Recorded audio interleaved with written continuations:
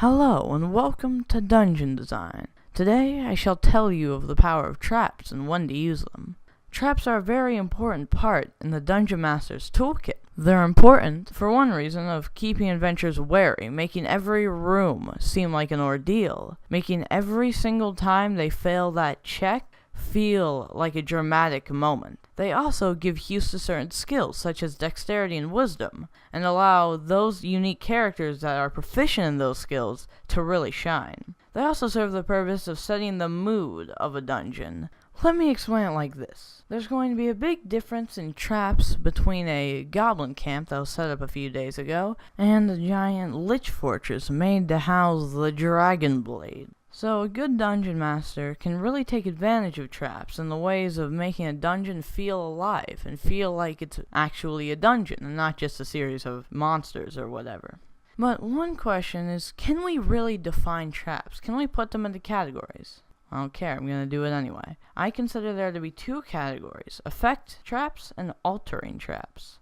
Effect traps change numbers or stats: poison that reduces AC, something that just deals damage, really anything from a poison dart to a giant fireball. Altering traps change the environment and monsters in it, such as a trap that sends goblins from the ceiling, or animating a giant statue, or just slipping the floor out right from under you.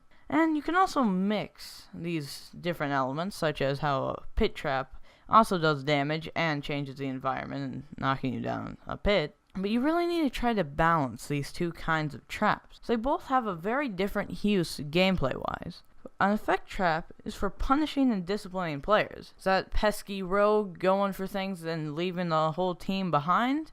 Well, put quite a few traps in his way to show him the error of his ways. But altering is for shaking up what could have been just a mundane encounter.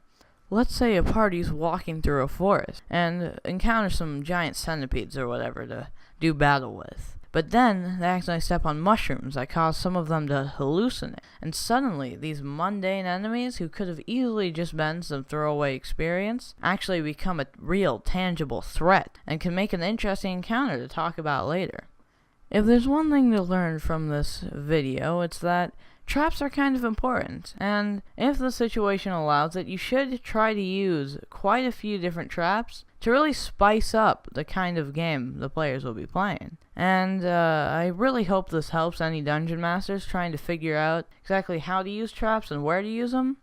Make sure to subscribe because I am going to do more of these dungeon master tips. Hopefully I'll see you on the next episode of Dungeon Design. Goodbye.